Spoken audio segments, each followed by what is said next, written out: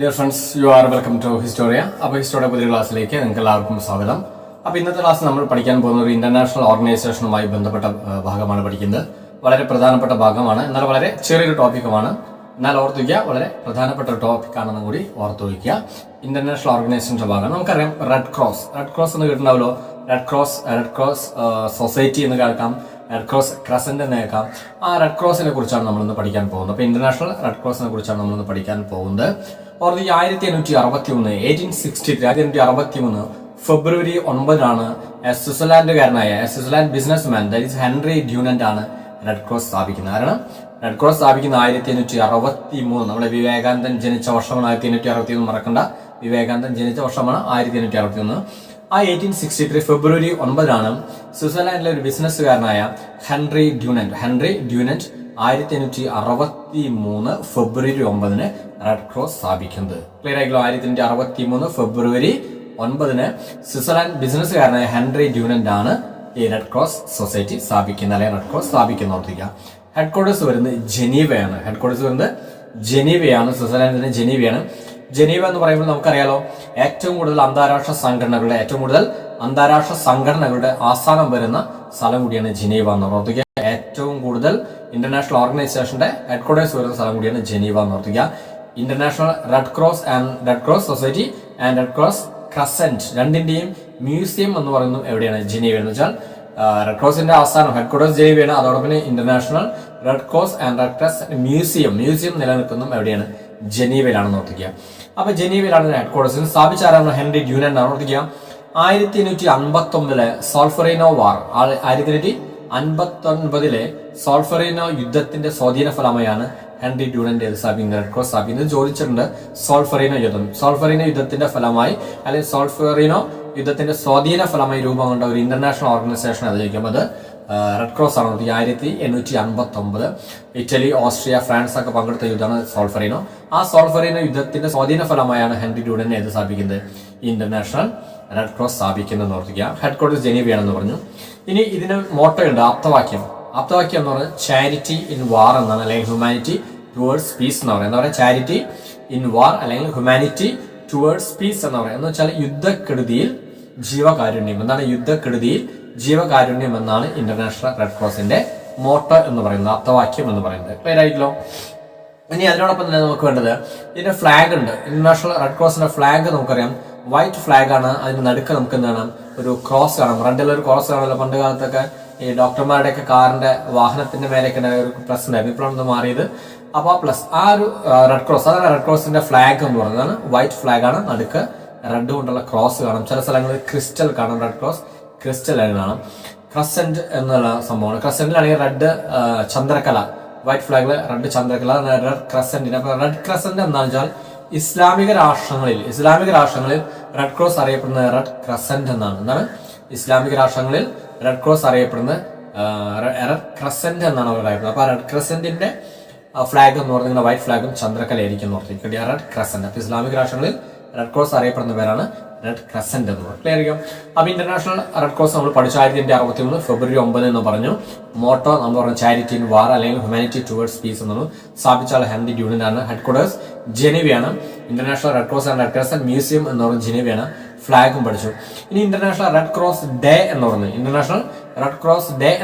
May 8 ആണ്. May 8 that is birth date of Henry ഡ്യൂനന്റ്. ഈ Henry ഡ്യൂനന്റിന്റെ ജന്മദിനമായ May 8 തീയതിയാണ് നമ്മൾ അന്താരാഷ്ട്ര റെഡ് ക്രോസ് ദിനമായി ആചരിക്കുന്നത് കൂടി ഇതിനോട് ചേർത്ത് വയ്ക്കുക.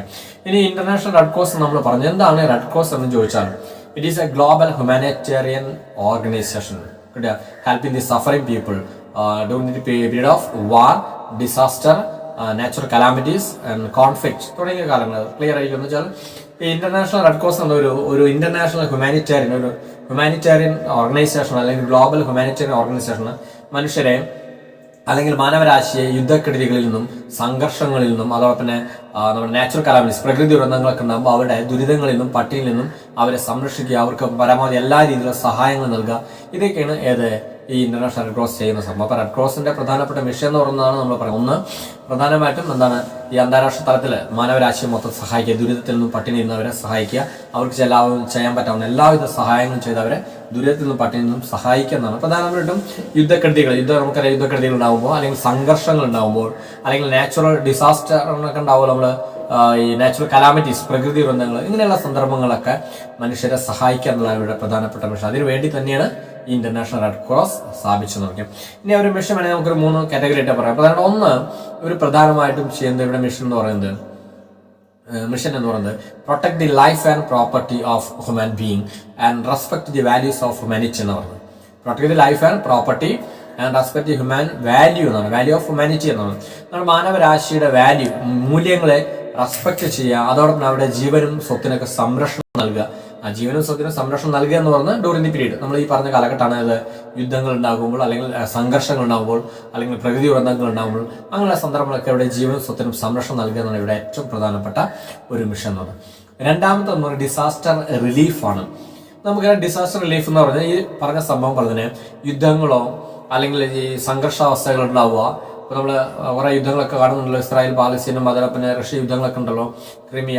അപ്പോൾ അതുപോലെ യുദ്ധങ്ങളൊക്കെ ഉണ്ടാകുമ്പോൾ അങ്ങനെയുള്ള സന്ദർഭങ്ങൾ, അല്ലെങ്കിൽ പ്രകൃതി ദുരന്തങ്ങൾ, നമുക്കറിയാം ഒരുപാട് ഭൂകമ്പങ്ങളും മറ്റു ദുരിതങ്ങളൊക്കെ ഉണ്ടാവുണ്ടല്ലോ. അപ്പോൾ ഇങ്ങനെയുള്ള ദുരിതങ്ങളൊക്കെ ഉണ്ടാകുമ്പോൾ അവിടെ റിലീഫ് കൊടുക്കുക എന്നുള്ളതാണ് ഡിസാസ്റ്റർ റിലീഫ്. എന്ന് വെച്ചാൽ അത് ഫുഡായിട്ടായിരിക്കും, ഭക്ഷണമായിട്ട് കൊടുക്കുന്നുണ്ട്, വസ്ത്രങ്ങളായിട്ട് കൊടുക്കാറുണ്ട്, ഫിനാൻഷ്യൽ എയ്ഡായിട്ട് കൊടുക്കാറുണ്ട്. അപ്പോൾ ഇങ്ങനെ എല്ലാ രീതിയിലും, ഭക്ഷണമായിട്ടും വസ്ത്രമായിട്ടും അതോടൊപ്പം തന്നെ പണമായിട്ടും മറ്റെല്ലാ രീതിയിലും ഇവർക്ക് ഡിസാസ്റ്റർ റിലീഫ് നൽകുക എന്നുള്ള ഇവരുടെ പ്രധാനപ്പെട്ട ഒന്നാമത്തെ ഒരു മിഷൻ എന്ന് പറയുന്നത്. മറ്റൊന്ന്, രണ്ടാമത്തെ എന്ന് പറയുന്നത് ബ്ലഡ് സർവീസ് ആണ്. ബ്ലഡ് സർവീസ് വെച്ചാൽ ബ്ലഡ് ഡൊണേഷൻ ആണ്. പ്രധാനമായിട്ട് നമുക്ക് ഈ പറഞ്ഞ സന്ദർഭങ്ങൾ, നാച്ചുറൽ കലാമിറ്റീസ്, യുദ്ധങ്ങളോ അല്ലെങ്കിൽ കോൺഫ്ലിക്റ്റുകളോ ഇങ്ങനെയൊക്കെ ഉണ്ടാകുന്ന സന്ദർഭങ്ങൾ ധാരാളം രക്തം ആവശ്യം വരും. നമുക്കറിയാം ബ്ലഡ് ധാരാളം ആവശ്യം. അപ്പോൾ ഒരുപാട് ബ്ലഡ് ഡൊണേഷൻ ക്യാമ്പുകൾ ഉണ്ടാക്കുക, അവരുടെ ബ്ലഡ് ശേഖരിക്കുക, എന്നിട്ട് ഇങ്ങനെയുള്ള സന്ദർഭങ്ങളിൽ ബ്ലഡ് ഡൊണേറ്റ് ചെയ്യുക എന്ന് പറയുന്നത് ഇവരുടെ പ്രധാനപ്പെട്ട ബ്ലഡ് ക്യാമ്പുകൾ, സൊസൈറ്റികൾ, ബ്ലഡ് ഗ്രൂപ്പുകളൊക്കെ ഇവരുണ്ടാക്കുന്നു. ഇവിടെ ഒരുപാട് രക്തദാനം, നമുക്കറിയാം രക്തദാനം മഹാദാനം പോലെ രക്തദാനം സ്വീകരിക്കും, അതോടൊപ്പം ഒരുപാട് രക്തം സർവീസ് ചെയ്യുക, ഇങ്ങനെയുള്ള കാര്യങ്ങളൊക്കെ അവർ ചെയ്യുക. അപ്പോൾ ബ്ലഡ് ഡൊണേഷൻ എന്നൊരു മിഷനും കൂടി ആരിച്ചുണ്ട്, ഇന്റർനാഷണൽ റെഡ് ക്രോസ് ചെയ്യുന്നുണ്ട്. ഇതിന് മൂന്നാമത്തെ ഒരു പ്രോഗ്രാം എന്ന് പറഞ്ഞാൽ പ്രധാനമായിട്ടൊരു ട്രെയിനിങ് പ്രോഗ്രാമുകൾ ചെയ്യുന്നത്. പ്രധാനമായിട്ടും first aid program, disaster preparation, natural calamities preparation, war preparation തുടങ്ങിയ മേഖലകളിൽ ചില ട്രെയിനിങ്ങൾ കൊടുക്കുന്നത്. വെച്ചാൽ ഒരു യുദ്ധം ഉണ്ടായാൽ എങ്ങനെ ആ സന്ദർഭങ്ങൾ നമ്മൾ പ്രതികരിക്കണം, നമ്മൾ എങ്ങനെ അതിൽ നിന്ന് രക്ഷപ്പെടണം, എങ്ങനെ നമുക്ക് മറ്റുള്ളവരെ ഹെൽപ്പ് ചെയ്യാൻ പറ്റും, നാച്ചുറൽ കലാമിറ്റീസ് ഉണ്ടായിക്കാൻ എങ്ങനെ നമുക്ക് അതിൽ രക്ഷ നേടാം, എങ്ങനെ മറ്റുള്ളവരെ സഹായിക്കാം തുടങ്ങി അതിനെ എങ്ങനെ നമുക്ക് പ്രതിരോധിക്കാം തുടങ്ങിയ കാര്യങ്ങളെല്ലാം ഇവർ ഫസ്റ്റ് എയ്ഡ് പ്രിപ്പറേഷൻ തുടങ്ങിയ കാര്യങ്ങളെല്ലാം ഇവർ ട്രെയിനിങ് കൊടുക്കുകയും സർട്ടിഫിക്കറ്റ് കൊടുക്കുകയൊക്കെ ചെയ്യുന്നത്. അപ്പോൾ ഇങ്ങനെയുള്ള ട്രെയിനിങ് പ്രോഗ്രാമുകൾ ചെയ്യുന്നത്. അതോടൊപ്പം തന്നെ service to international armed force, service to international armed force. ഈ ഇന്റർനാഷണൽ ആംഡ് ഫോഴ്സ് ഇതേപോലെ മാനവരാശിക്ക് നല്ല കാര്യങ്ങൾ ചെയ്യാനുള്ള ഒരു ആംഡ് ഫോഴ്സ് ഒക്കെ ഉണ്ടാവും, യുനോയുടെ കീഴിലൊക്കെ ഉണ്ടാവുക.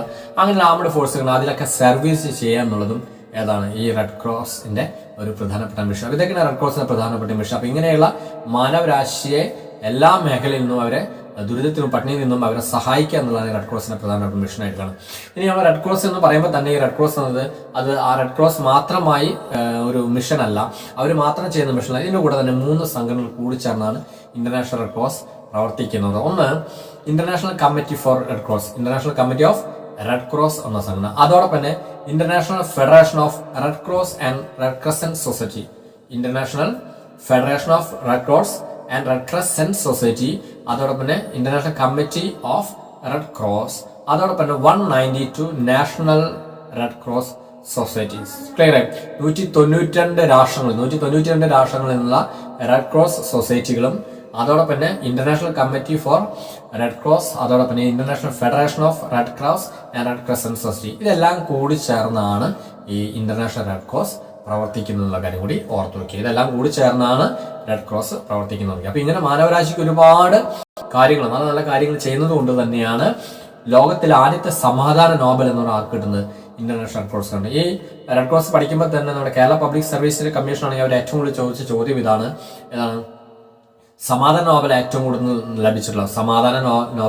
ഏറ്റവും കൂടുതൽ ലഭിച്ചിട്ടുള്ള അന്താരാഷ്ട്ര സംഘടന ഏതാണെന്ന് ചോദിച്ചത്. അതിന്റെ ആൻസർ ആണ് റെഡ് ക്രോസ്. 4 തവണയാണ് ഈ റെഡ് ക്രോസിന് സമാധാന നോബൽ ലഭിക്കുന്നത്. ആദ്യമായി കിട്ടുന്ന 1901, എന്ന് വെച്ചാൽ നോബൽ പ്രൈസ് ആരംഭിച്ച ആദ്യ വർഷം തന്നെ, നോബൽ പ്രൈസ് ആരംഭിച്ച 1901 ആണല്ലോ. 1901 നോബൽ പ്രൈസ് ആരംഭിച്ചപ്പോൾ ആദ്യത്തെ സമാധാന നോബൽ ലഭിക്കുന്നത് റെഡ് ക്രോസ് ആണ്, 1901. അത് കഴിഞ്ഞാൽ 1917 17 കിട്ടുന്നു. അത് കഴിഞ്ഞാൽ 1944 44 കിട്ടുന്നു. അത് കഴിഞ്ഞാൽ 1963. ഇങ്ങനെ 4 വർഷങ്ങളായിട്ട് സമാധാന നോബൽ കിട്ടുന്ന ഒരു ഇന്റർനാഷണൽ ഓർഗനൈസേഷൻ കൂടിയാണിത് നമ്മൾ ഈ പറയുന്ന ഇന്റർനാഷണൽ റെഡ് ക്രോസ് എന്നത്. അപ്പൊ എത്രയും കാര്യങ്ങൾ മാനവരാശി ചെയ്തുകൊണ്ടിരുന്ന ഈ 4 തവണ, അപ്പൊ ഏറ്റവും കൂടുതൽ തവണ ഇന്റർനാഷണൽ റെഡ് ക്രോസ് സൊസൈറ്റിക്ക് എന്ത് കിട്ടിയിട്ടുണ്ട്? സമാധാന നോബൽ. സമാധാന നോബൽ ഏറ്റവും കൂടുതൽ തവണ ലഭിച്ച സംഘടന ചോദിച്ചാൽ റെഡ് ക്രോസ് ആണെന്നും കൂടി ഓർത്ത് നോക്കിയാൽ ക്ലിയർ ആയല്ലോ. സ്ഥാപിച്ചാൽ ഹെൻറി ഡ്യൂനന്റ് അറിയിക്കുക. യുദ്ധം ഏതാണ്? സോൾഫറിൻ. അത് മറക്കരുത് കേട്ടോ. നിങ്ങളുടെ SSCക്കും അതോടൊപ്പം തന്നെ UPSCക്കും ചോദിച്ചുള്ള ചോദ്യമാണ്. ഒരു തവണ PSCക്ക് ചോദിച്ചിട്ടുണ്ട്. സോൾഫറിനോ യുദ്ധത്തിന്റെ ഫലമായി രൂപം കൊണ്ട അല്ലെങ്കിൽ അതിന്റെ സ്വാധീന ഫലമായി രൂപം കൊണ്ട ഒരു അന്താരാഷ്ട്ര സംഘടന ഏതെന്ന് വെച്ചാൽ റെഡ് ക്രോസ് ആണെന്ന് ഓർത്തുക. PSCക്കും ചോദിച്ചിട്ടുണ്ട്. അതോടൊപ്പം തന്നെ SSCയും UPSCയും ഷോർട്ട് നോട്ട് ആയിട്ടും ചോദിച്ചുള്ള ചോദ്യമാണ് സോൾഫറിനോ യുദ്ധം. ഇറ്റലി, ഓസ്ട്രിയ, ഫ്രാൻസ് ഒക്കെ പങ്കെടുത്ത യുദ്ധമാണ്. അതുകൊണ്ട് തന്നെ ഹെൻറി ഡ്യൂനന്റ് ഒരു ബുക്ക് കൂടി എന്താണ്? Memories of Solferino. Memories of Solferino എന്നുള്ളത് ഹെൻറി ഡ്യൂനന്റിന്റെ ഒരു പുസ്തകം കൂടിയാണെന്ന് ക്ലിയർ ആയല്ലോ. ഇനി ഇന്റർനാഷണൽ റെഡ് ക്രോസ് 192 രാഷ്ട്രങ്ങളും റെഡ് ക്രോസ് സൊസൈറ്റികളുണ്ട്. അവരെല്ലാം ഈ ഇന്റർനാഷണൽ റെഡ് ക്രോസുമായി സഹകരിച്ചാണ് ഓരോ രാഷ്ട്രങ്ങളും അവർ പ്രവർത്തിക്കുന്നത് കൂടി ഓർത്തിക്കുക. ഇതോടൊപ്പം തന്നെ ഇന്ത്യയിലും ഒരു റെഡ് ക്രോസ് സൊസൈറ്റി സ്ഥാപിക്കപ്പെട്ടിട്ടുണ്ട്. 1920 ഇന്ത്യൻ റെഡ് ക്രോസ് സൊസൈറ്റി സ്ഥാപിക്കപ്പെട്ടത്. ഹെഡ്ക്വാർട്ടേഴ്സ് വരുന്നത് ന്യൂഡൽഹിയാണെന്ന് കൂടി ഓർത്ത് വയ്ക്കുക. ക്ലിയർ ആയല്ലോ. അപ്പൊ ഇത്രയും കാര്യങ്ങളാണ് നമുക്ക് ഇന്റർനാഷണൽ റെഡ് ക്രോസുമായി ബന്ധപ്പെട്ട് പഠിക്കാനുള്ളത്. അപ്പൊ വൺസ് മോർ അഗൈൻ ഒരിക്കൽ കൂടി ഞാൻ പറയുന്നു, 1863 ഫെബ്രുവരി 9 ഇന്റർനാഷണൽ റെഡ് ക്രോസ് സ്ഥാപിച്ചാൽ സ്വിറ്റ്സർലാൻഡ് ബിസിനസ്സുകാരനായ ഹെൻറി ഡ്യൂനന്റ് ആണ്. 1859 സോൾഫറിനോ യുദ്ധത്തിന്റെ ഫലമായി അല്ലെങ്കിൽ അതിന്റെ സ്വാധീന ഫലമായാണ് അദ്ദേഹം ഇന്റർനാഷണൽ റെഡ് ക്രോസ് സ്ഥാപിക്കുന്നത്. മെമ്മറീസ് ഇൻ സോൾഫറിനോ എന്ന പുസ്തകം അദ്ദേഹത്തിൻ്റെതാണെന്ന് കൂടി ഓർത്തിക്കുക. മെയ് 8 അദ്ദേഹത്തിന്റെ ജന്മദിനമാണ്. അതാണ് നമ്മൾ എന്തായിട്ട് ഇന്റർനാഷണൽ റെഡ് ക്രോസ് ഡേ ആയിട്ട് നമ്മൾ ആചരിക്കുന്നത്. റെഡ് ക്രോസിന്റെ മോട്ടോ ആപ്തവാക്യം ഞാൻ പറഞ്ഞു, ചാരിറ്റി ഇൻ വാർ അല്ലെങ്കിൽ ഹ്യൂമാനിറ്റി ടുവേർഡ്സ് പീസ് എന്നാണ്. യുദ്ധക്കെടുതിയിൽ ജീവകാരുണ്യം എന്നാണ് അതിന്റെ മോട്ടോ എന്ന് പറഞ്ഞു. ഹെഡ്ക്വാർട്ടേഴ്സ് ജനീവയാണ്. ഏറ്റവും കൂടുതൽ അന്താരാഷ്ട്ര സംഘടന ആസ്ഥാനമുള്ളതും ജനീവയാണെന്ന് ഓർത്ത് വയ്ക്കുക. അതോടൊപ്പം international red cross and red crescent museum എവിടെ തന്നെയാണ്? ഈ പറഞ്ഞ ജനീവയാണ്. റെഡ് ക്രസന്റ് എന്ന് പറയുന്നത് ഇസ്ലാമിക രാഷ്ട്രങ്ങളിൽ റെഡ് ക്രോസ് അറിയപ്പെടുന്നതാണ് റെഡ് ക്രസന്റ് എന്ന കാര്യം കൂടി ഓർത്തിക്കുക. ഇനി ഇവിടെ പ്രധാനപ്പെട്ട മിഷൻ ഞാൻ പറഞ്ഞു, മാനവരാശിയെ ദുരിതങ്ങളിൽ നിന്നും പട്ടിണിയിൽ നിന്നും അവരെ സഹായിക്കുക എന്നുള്ളതാണ് ഞാൻ പറഞ്ഞു.